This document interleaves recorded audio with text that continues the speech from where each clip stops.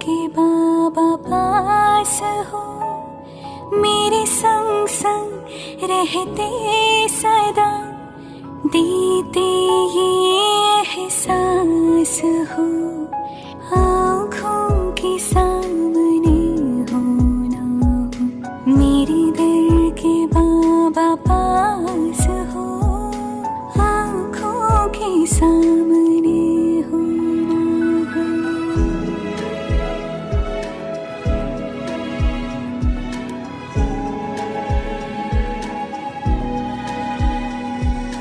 युग युग के बिछड़े मिले, जैसे हम ना थे जुदा, हर कल्प में हम मिलते रहे, जन्मों के हैं साथी सदा, मेरी धरती हो आकाश हो, मन के तुम विश्वास हो, आँखों के सामने हो ना हो, मेरे दिल के बाबा पास हो, मेरे संग संग रहते सदा, देते ये एहसास हो, आँखों के सामने हो ना हो।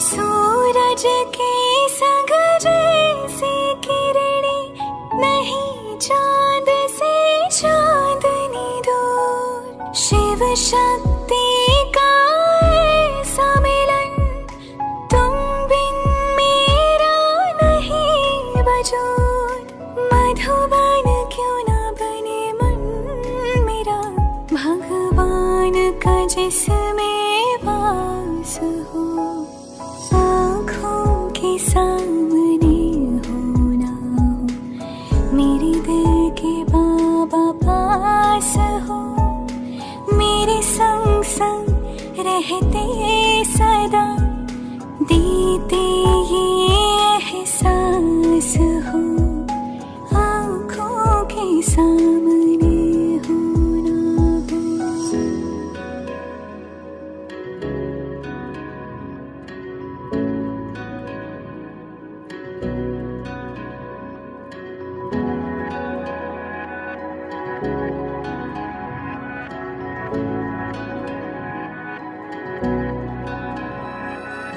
नैनों में समाए हो, दिन रात तुम्हें देखूं मैं, घूमूं मैं तेरा हाथ लिए, बन गोपी संग झूमूं मैं, और जीवन के जमुना तट पर जैसे हो रहा महाराज हो, आँखों के सामने हो ना हो, मेरे दिल के बाबा पास हो, मेरे संग संग रहते सदा, देते ये एहसास हो, आँखों के सामने हो ना हो।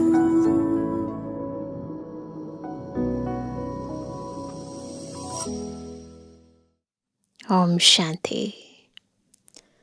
Most beloved, most sweetest, सबसे पवित्र शिव बाबा इस सृष्टि पर जब आते हैं और हम बच्चों को देखते हैं, तो बाबा अपने रहम की भावना से, दातापन की दृष्टि से, मीठी दृष्टि से, पवित्र किरणों से हम आत्माओं को भी निहाल कर देते हैं, और धीरे धीरे प्यार से मधुर महावाक्य सुनाते सुनाते हम आत्माओं को भी अपने समान प्यारा बना देते हैं, स्वीट बना देते हैं, हमारे अंदर की कड़वाहट को खत्म कर देते हैं, हमारे भीतर छिपी हुई अपवित्रता के अंश और वंश को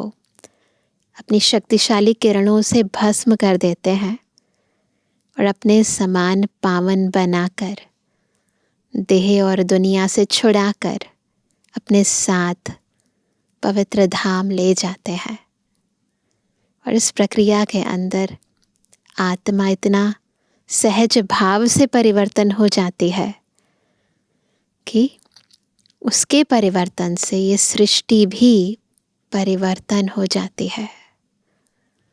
और इस संपूर्ण परिवर्तन की प्रक्रिया के अंदर विश्व परिवर्तन करता शिव बाबा आत्माओं को, प्रकृति को और इस संपूर्ण संसार के अंदर सब प्राणी मात्र को पूर्ण रीति बदल देते हैं। आज की मुरली इस परिवर्तन की प्रक्रिया को बहुत गहराई से स्पष्ट कर रही है। सुनते हैं प्यारे बाबा के मधुर महावाक्य। आज है 29 जनवरी 2026। बाबा के महावाक्य हैं, मीठे बच्चे अपने स्वीट बाप को याद करो। किसको याद करना है? स्वीट बाप को। तो तुम सतु प्रधान देवता बन जाएंगे। सारा मदार याद की यात्रा पर है, बस इसी पर है सारा आधार।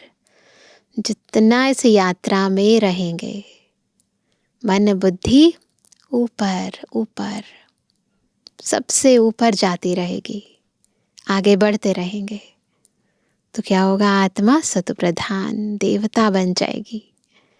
प्रश्न है, जैसे बाप की कशिश बच्चों को होती है, वैसे किन बच्चों की कशिश सबको होगी? अट्रैक्शन का आधार क्या है ना? बाबा तो प्योर है ना, तो प्योरिटी अट्रैक्ट करती है ना। उत्तर है जो फूल बने हैं, फूल यानी पवित्र। तो जो फूल बने हैं, जैसे छोटे बच्चे फूल होते हैं, उन्हें विकारों का पता भी नहीं, तो वह सबको कशिश करते हैं ना। ऐसे तुम बच्चे भी जब फूल अर्थात पवित्र बन जाएंगे तो क्या होगा? तो सबको कशिश होगी। तुम्हारे में विकारों का कोई भी कांटा नहीं होना चाहिए। ओम शांति। रूहानी बच्चे जानते हैं कि यह पुरुषोत्तम संगम युग है। अपना भविष्य का पुरुषोत्तम मुख देखते हो, पुरुषोत्तम चोला देखते हो, फील करते हो कि हम फिर नई दुनिया सतयुग में इनकी यानी लक्ष्मी नारायण की वंशावली में जाएंगे, अर्थात सुखधाम में जाएंगे अथवा पुरुषोत्तम बनेंगे।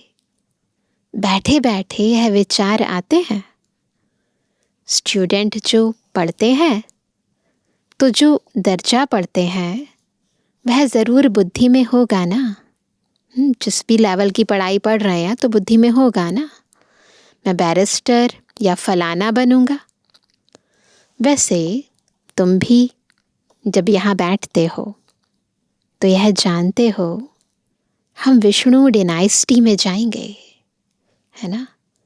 विष्णु के 2 रूप हैं, लक्ष्मी नारायण, देवी देवता। तुम्हारी बुद्धि अभी अलौकिक है और कोई मनुष्य की बुद्धि में यह बातें रमण नहीं करती होंगी। तुम बच्चों की बुद्धि में यह सब बातें हैं। यह कोई कॉमन सत्संग नहीं है।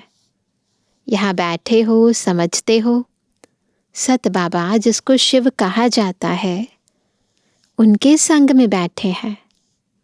शिव बाबा ही रचता है, वही रचना के आदि मध्य अंत को जानते हैं और यह नॉलेज देते हैं।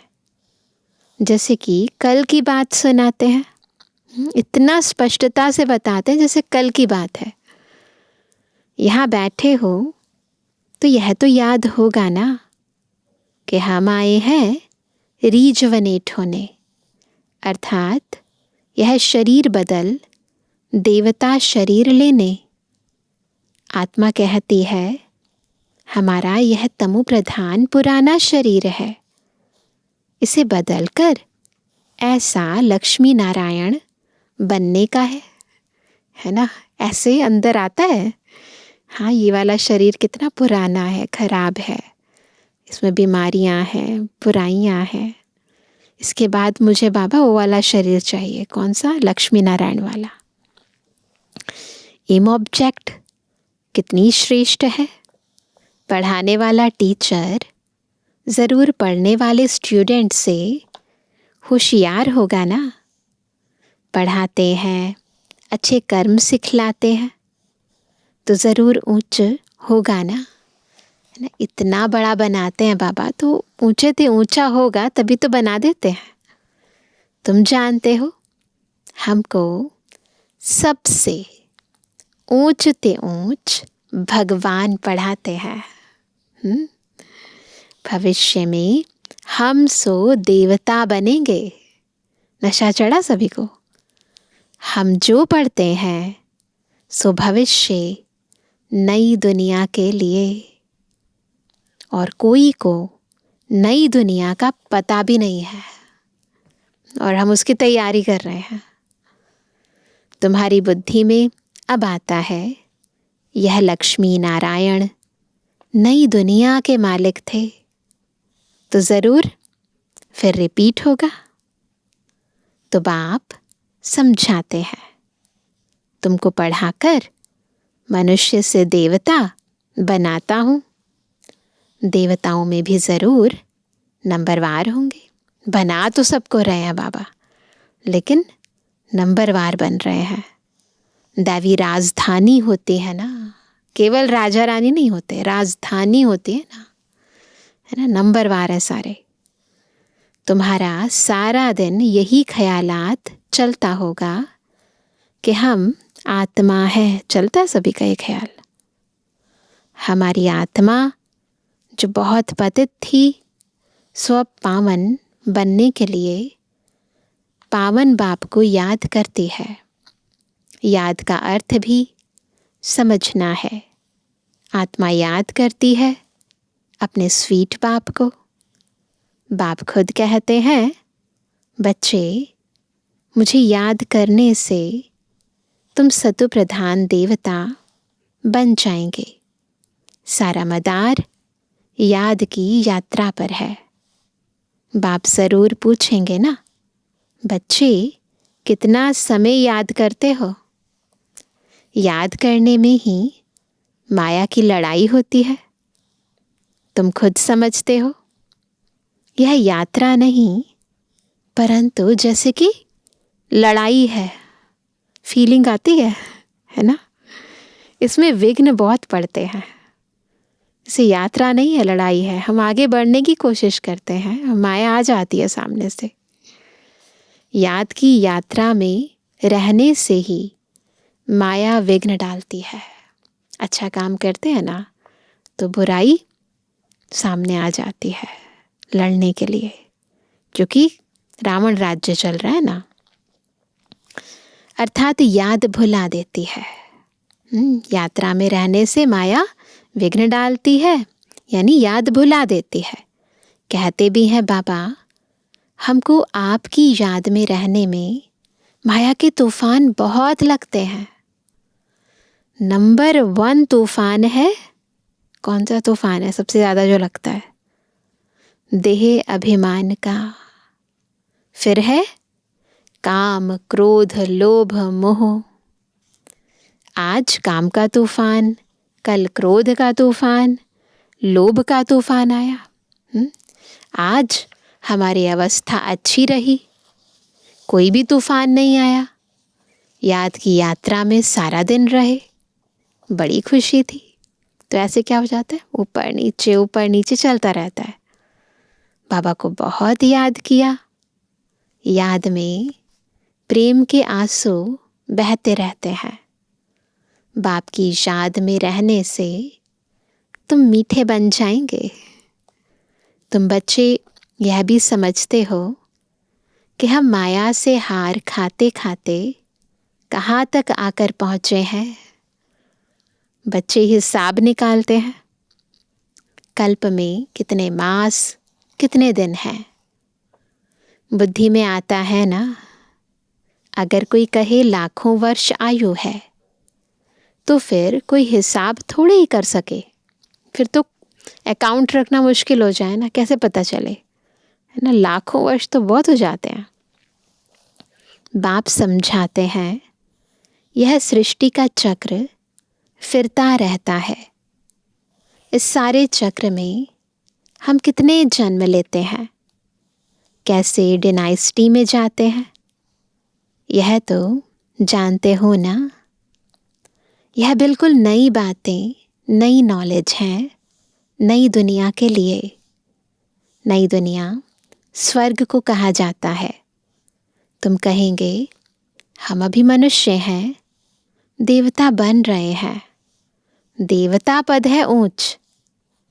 तुम बच्चे जानते हो हम सबसे न्यारी नॉलेज ले रहे हैं, है ना। सबसे न्यारी, बिल्कुल यूनिक है ये नॉलेज। हमको पढ़ाने वाला बिल्कुल न्यारा, विचित्र है, दिखाई भी नहीं दे रहा और सबसे ऊंची पढ़ाई पढ़ा रहे हैं। उनको यह साकार चित्र नहीं है, साकार बॉडी नहीं है ना शिव बाबा के पास, अपनी नहीं है, वह है ही निराकार। तो ड्रामा में देखो कैसा अच्छा पाठ रखा हुआ है। बाप पढ़ाए कैसे, अब वो निराकार है, हम आत्माएं साकार हैं, पढ़ाए कैसे। तो खुद बतलाते हैं मैं फलाने तन में आता हूँ। किस तन में आता हूँ वह भी बताते हैं। मनुष्य मूंझते हैं क्या एक ही तन में आएगा, परंतु यह तो ड्रामा है ना, कोई फिल्म है, दोबारा रिपीट होगी तो वही सीन आएंगे ना। ऐसे तो नहीं है दोबारा रिवाइंड करने से दूसरे सीन आ जाएंगे, नहीं। तो बाबा भी हर कल्प उसी तन में आएंगे, इसमें चेंज हो नहीं सकती। यह बातें तुम ही सुनते हो और धारण करते हो और सुनाते हो। कैसे हमको शिव बाबा पढ़ाते हैं, हम फिर और आत्माओं को पढ़ाते हैं। पढ़ती आत्मा है, आत्मा ही सीखती सिखलाती है। आत्मा मोस्ट वैल्युएबल है। आत्मा अविनाशी अमर है। सिर्फ शरीर खत्म होता है। हम आत्माएं अपने परमपिता परमात्मा से नॉलेज ले रही हैं। रचयिता और रचना के आदि मध्य अंत 84 जन्मों की नॉलेज ले रहे हैं। नॉलेज कौन लेते हैं? आत्मा। आत्मा अविनाशी है। मोह भी रखना चाहिए अविनाशी चीज़ में।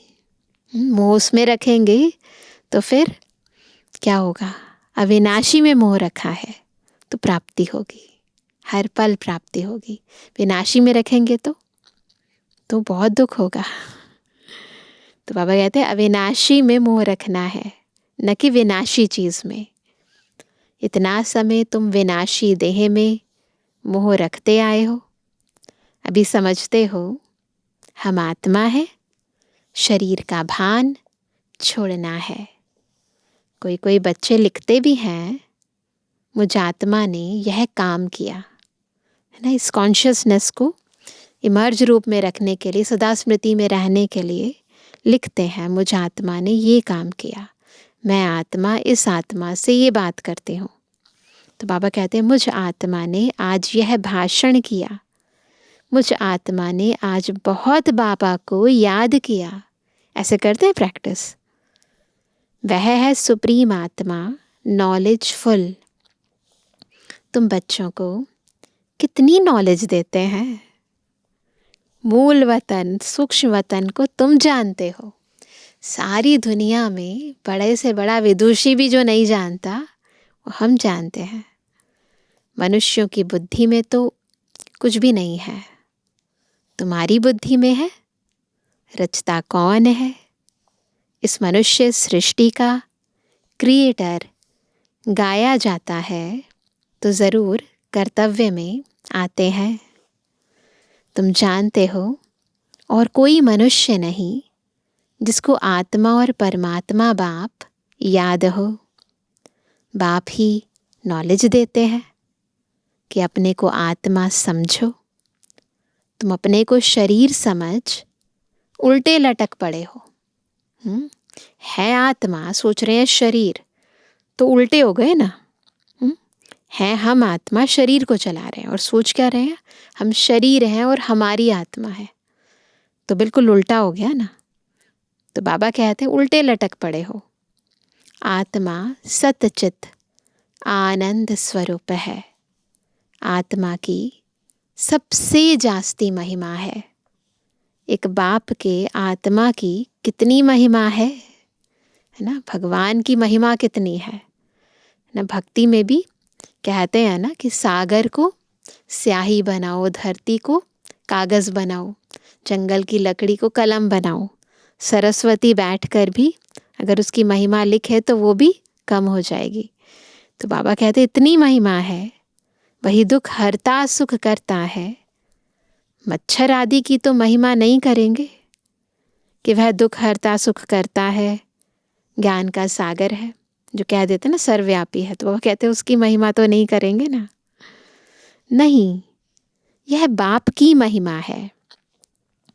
तुम भी हर एक खुद दुख हरता सुख करता हो। बाबा के बच्चे हैं ना, क्योंकि उस बाप के बच्चे हो ना जो सबका दुख हर कर और सुख देते हैं, सो भी आधा कल्प के लिए। यह नॉलेज और कोई में है नहीं। नॉलेजफुल एक ही बाप है। हमारे में नो नॉलेज। एक बाप कोई नहीं जानते तो बाकी फिर क्या नॉलेज होगी। अभी तुम फील करते हो हम पहले नॉलेज लेते थे, कुछ भी नहीं जानते थे। बेबी में यानी छोटे बच्चे, जो छोटा बेबी होता है ना, छोटा बच्चा, तो छोटे बच्चे में नॉलेज नहीं होती है और कोई अवगुण भी नहीं होता है। नॉलेज नहीं है पर ऐसा भी नहीं है कि उसमें कोई अवगुण है। इसलिए उनको महात्मा कहा जाता है, क्योंकि पवित्र है ना। जितना छोटा बच्चा उतना नंबर 1 फूल है ना। जितना छोटा बच्चा होगा उतना ज़्यादा पवित्र होगा ना, तो नंबर 1 फूल होगा। बिल्कुल ही जैसे कर्मातीत अवस्था में है ना। कोई कर्मेंद्रिय नहीं खींच रही है, किसी के प्रभाव में नहीं है, किसी के लगाव में नहीं है, बिल्कुल न्यारा प्यारा। तो जितना छोटा है उतना कर्मातीत स्थिति में है। तो बाबा कहते कर्म विकर्म को कुछ नहीं जानते, सिर्फ अपने को ही जानते हैं। वह फूल है, इसलिए सबको कशिश करते हैं। तो अट्रैक्शन का ना मूल कारण प्योरिटी। जैसे अब बाबा कशिश करते हैं, बाप आए ही है तुम सबको फूल बनाने। तुम्हारे में कई बहुत खराब कांटे भी हैं।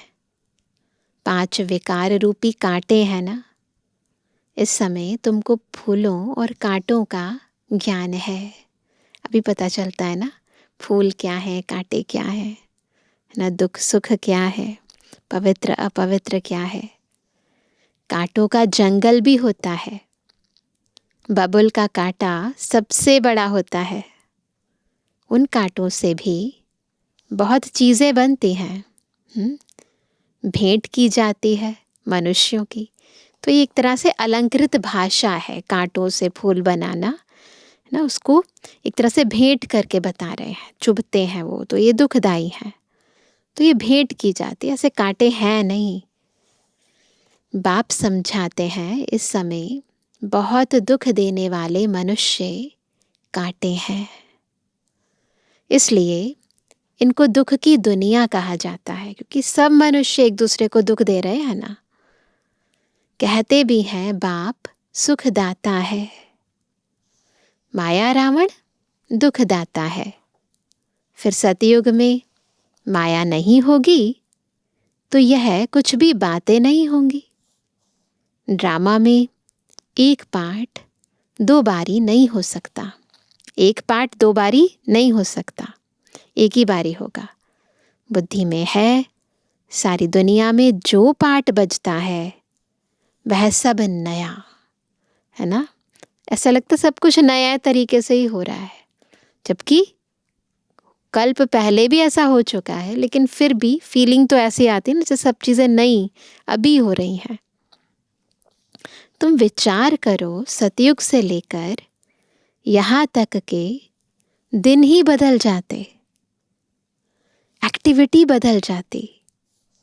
5000 वर्ष की पूरी एक्टिविटी का रिकॉर्ड आत्मा में भरा हुआ है। देखो इतना ज़बरदस्त है ये, है ना। आत्मा ऐसी वंडरफुल है, हर एक एक्टिविटी, हर सेकंड क्या सोचना है, क्या बोलना है, कैसे एक्ट में आना है, पूरे 5000 वर्ष का रिकॉर्ड है ना। वह बदल नहीं सकता। हर आत्मा में अपना पार्ट भरा हुआ है। यह एक बात भी कोई समझ नहीं सकते।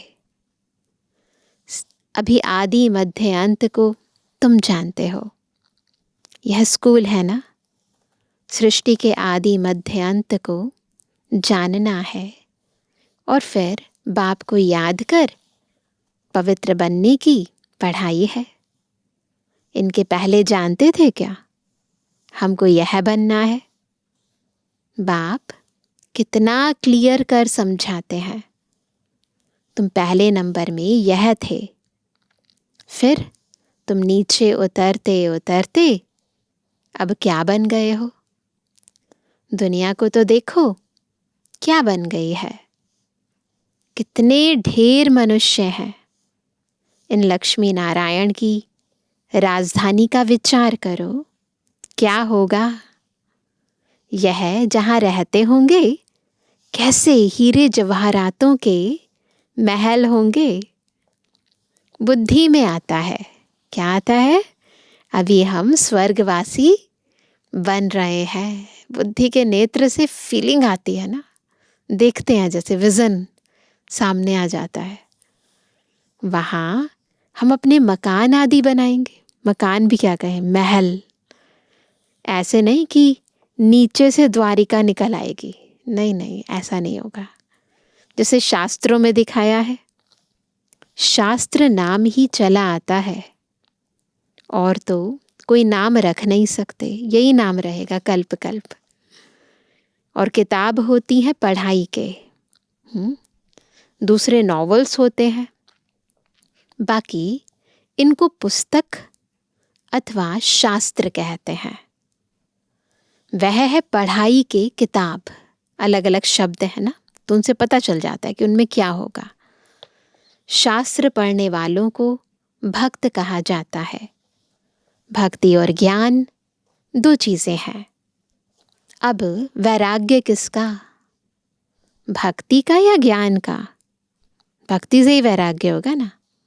जरूर कहेंगे भक्ति का। अब तुमको ज्ञान मिल रहा है जिससे तुम इतना ऊंच बनते हो। अब बाप तुमको सुखदाई बनाते हैं। सुखधाम को ही स्वर्ग कहा जाता है ना। अलग अलग नाम है, स्वर्ग है, सुखधाम है, पैराडाइज है ना, अलग अलग नाम है। तो बाबा कहते सुखधाम को ही स्वर्ग कहा जाता है। सुखधाम में तुम चलने वाले हो तो तुमको ही पढ़ाते हैं। यह ज्ञान भी तुम्हारी आत्मा लेती है।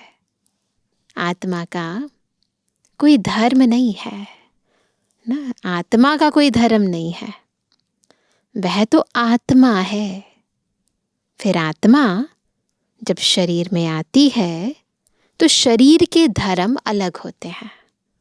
तो धर्म आत्मा का नहीं है, शरीर का है। जिस शरीर में आत्मा प्रवेश करती है उस शरीर के हिसाब से धर्म कहा जाता है। आत्मा का धर्म क्या है? एक तो आत्मा बिंदु मिसल है।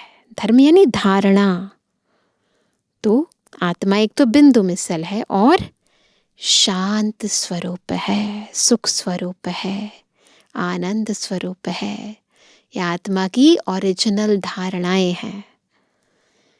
शांति धाम, मुक्ति धाम में रहती हैं। अब बाप समझाते हैं, सब बच्चों का हक है। बहुत बच्चे हैं जो और धर्मों में कन्वर्ट हो गए हैं। वह फिर निकलकर अपने असली धर्म में आ जाएंगे। जो देवी देवता धर्म छोड़ दूसरे धर्म में गए हैं, वह सब पत्ते लौट कर आ जाएंगे अपनी जगह पर। इन सब बातों को और कोई समझ नहीं सकेंगे।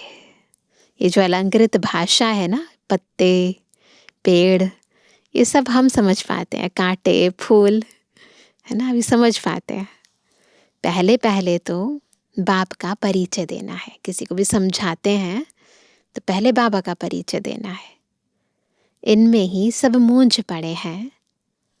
तुम बच्चे जानते हो अभी हमको कौन पढ़ाते हैं? बाप पढ़ाते हैं। श्री कृष्ण तो देहधारी है। इनको यानी ब्रह्मा को दादा कहेंगे। सब भाई भाई है ना, सिंधी में बड़े भाई को भी दादा कहते हैं। फिर है मर्तबे के ऊपर, यह भाई का शरीर है, यह बहन का शरीर है। यह भी अब तुम जानते हो, आत्मा तो एक छोटा सा सितारा है ना। बाकी शरीर के हिसाब से कहेंगे भाई है, बहन है, छोटा है, बड़ा है, बूढ़ा है। इतनी सब नॉलेज छोटे सितारे में है। सितारा शरीर के सिवाय बात भी नहीं कर सकता। सितारे को पाट बजाने के लिए अंग भी चाहिए। सितारों की दुनिया ही अलग है। वो है ऊपर सितारों की दुनिया।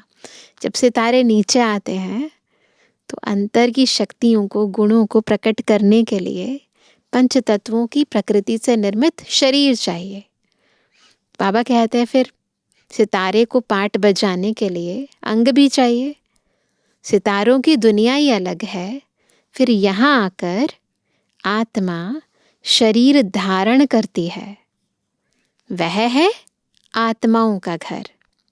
आत्मा छोटी बिंदी है, शरीर बड़ी चीज है। इतनी छोटी सी बिंदी इतने बड़े शरीर को चलाती है। तो उनको कितना याद करते हैं। अभी तुमको याद करना है एक परम पिता परमात्मा को। यही सत्य है। जबकि आत्माओं और परमात्मा का मेला होता है। गायन भी है, आत्माएं परमात्मा अलग रहे बहुकाल। हम बाबा से अलग हुए हैं ना, 5000 वर्ष पहले ऊपर रहते थे, अलग हो गए, अभी मिले हैं। याद आता है कितना समय अलग हुए हैं। बाप जो कल्प कल्प सुनाते आए हैं वही आकर सुनाते हैं, नई बातें नहीं सुना रहे। इसमें ज़रा भी फर्क नहीं हो सकता। सेकंड बाय सेकंड जो एक्ट चलती है वह नई। 1 सेकंड पास होता है, मिनट पास होता है, उनको जैसे छोड़ते जाते हैं। पास होता जाता है, जैसे पीछे छूटता जा रहा है, हम आगे बढ़ते जा रहे हैं। पास होता जाता है ताकि कहेंगे इतने वर्ष, इतने दिन, इतने मिनट, इतने सेकंड पास कर आए हैं। पूरा 5000 वर्ष होगा, फिर एक नंबर से शुरू होगा। 5000 ईयर्स कंप्लीट, फिर 1 शुरू। एक्यूरेट हिसाब है ना। मिनट, सेकंड सब नोट करते हैं। अभी तुमसे कोई पूछे इसने कब जन्म लिया था, तुम गिनती कर बताते हो श्री कृष्ण ने पहले नंबर में जन्म लिया है। शिव का तो मिनट, सेकंड कुछ भी नहीं निकाल सकते हो, पता ही नहीं चलता था ना। कब बाबा ब्रह्मा बाबा के तन में आए, फिर पाठ बजाना शुरू कर दिया। इतना गुप्त रीति से बाबा का पाठ चलता है, कोई दुनियावी मापदंड के हिसाब से निकाल नहीं सकते हैं हम। बेहद है ना बाबा। श्री कृष्ण की तिथि तारीख पूरा लिखा हुआ है। मनुष्यों की घड़ी में फर्क पड़ सकता है मिनट, सेकंड का। शिव बाबा के अवतरण में तो बिल्कुल फर्क नहीं पड़ सकता है। बाबा की घड़ी बिल्कुल एक्यूरेट है, एक सेकंड, एक पल का भी फर्क नहीं पड़ सकता है। पता भी नहीं पड़ता है कि कब आया, ऐसे भी नहीं साक्षात्कार हुआ तब आया, नहीं, अंदाज से कह देते हैं ना, अंदाज से कह देते हैं, बाकी ऐसे पता थोड़ा ना चला। बाकी ऐसे नहीं, उस समय प्रवेश हुआ, साक्षात्कार हुआ कि हम फलाना बनेंगे। अच्छा मीठे मीठे के जवानी बच्चों पे जुबानी बाप दादा का दिल जान से को प्रेम से नंबरवार प्रसाद अंसार याद। रूहानी बच्चों की रूहानी बाप दादा को गुड मॉर्निंग, नमस्ते नमस्ते नमस्ते। धारणा के लिए मुख्य सार पहला, सुखधाम में चलने के लिए सुखदाई बनना है। पहले सुख देंगे तो सुखधाम में जाएंगे। सबके दुख हर कर सुख देना है, कभी भी दुखदाई कांटा नहीं बनना है। दूसरा, इस विनाशी शरीर में आत्मा ही मोस्ट वैल्यूएबल है, वही अमर अविनाशी है। इसलिए अविनाशी चीज से प्यार रखना है, देह का भान मिटा देना है। वरदान है, अपने अनादि आदि स्वरूप की स्मृति से निर्बंधन बनने और बनाने वाले मर जीवा भवा। कैसे बनेंगे निर्बंधन, कैसे दूसरों को बनाएंगे निर्बंधन, कैसे बनेंगे मर जीवा? जब सदा स्मृति में रहेगा हमारा आदि और अनादि स्वरूप। जैसे बाप लोन लेता है, बंधन में नहीं आता, देह के बंधन में नहीं आते बाबा। ऐसे आप मरजीवा जन्म वाले बच्चे शरीर के, संस्कारों के, स्वभाव के बंधनों से मुक्त बनो। जब चाहे, जैसे चाहे वैसे संस्कार अपने बना लो। जैसे बाप निर्बंधन है, ऐसे निर्बंधन बनो। मूल वतन की स्थिति में स्थित होकर फिर नीचे आओ, बिल्कुल अपने निराकार बीज रूप स्वरूप में स्थित हो जाएं। फिर फील करें जैसे कि मैं आत्मा अवतरित हुई हूँ। अपने अनादि आदि स्वरूप की स्मृति में रहो। अवतरित हुई आत्मा समझकर कर्म करो तो और भी आपको फॉलो करेंगे। आपकी स्थिति को देखकर वो भी फॉलो करेंगे। स्लोगन है, याद की वृत्ति से वायुमंडल को पावरफुल बनाना, यही मनसा सेवा है। बस बाबा को याद करते जाओ, ये बहुत बड़ी सेवा है। आज का अव्यक्त इशारा, इस अव्यक्ति मास में बंधन मुक्त रहे, जीवन मुक्त स्थिति का अनुभव करो। जब तक किसी भी प्रकार का लगाव है, चाहे वह संकल्प के रूप में हो, लगाव चाहे संकल्प के रूप में हो, चाहे संबंध के रूप में, चाहे संपर्क के रूप में, चाहे अपनी कोई विशेषता की तरफ हो, अलग अलग तरह की लगाव की जंजीरें हैं।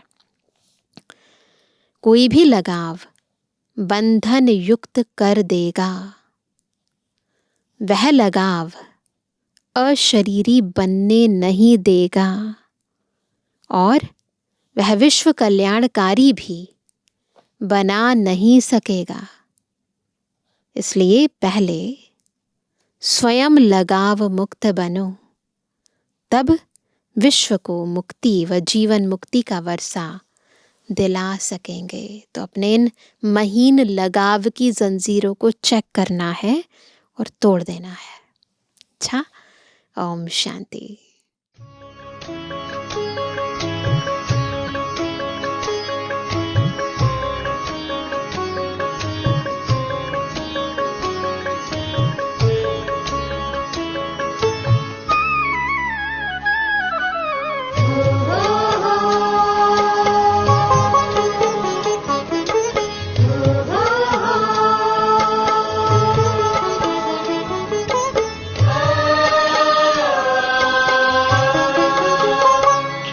खुशी के हजार उपवन हमारी राहों में, खिले खुशी के हजार उपवन हमारी राहों में, आन बसे प्यारे प्रभु जब से इन निगाहों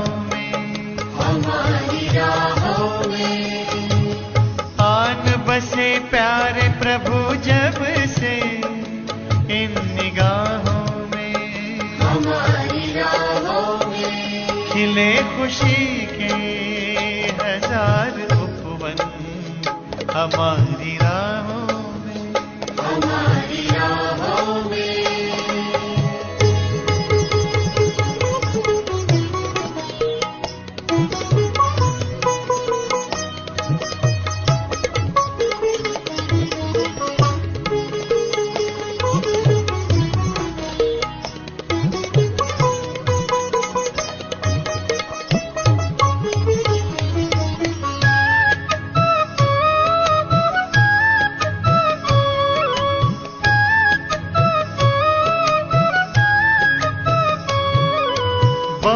पुराना नाता अपना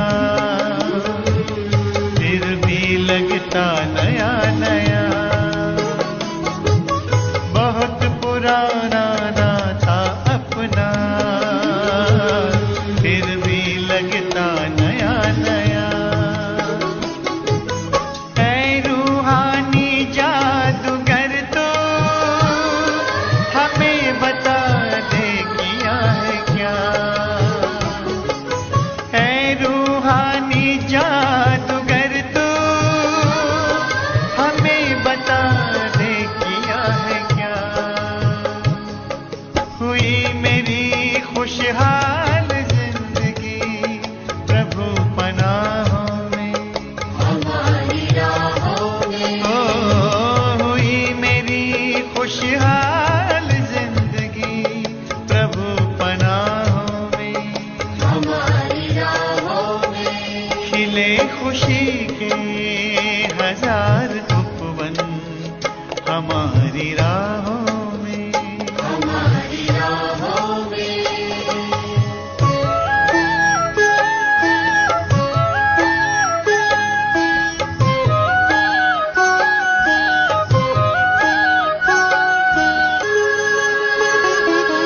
रूप अनूप यही नैनों में अपने निस दिन घूम रहा, रूप अनूप यही नैनों में अपने निस दिन घूम रहा। अनहद के नाद सुने तेरे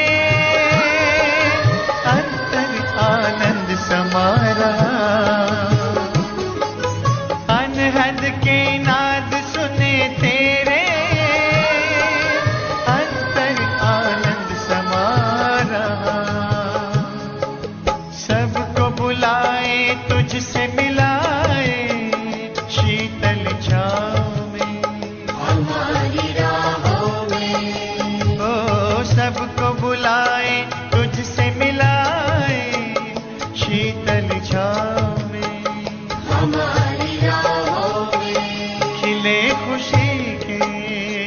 हजार उपवन हमारी राहों में, हमारी राहों में।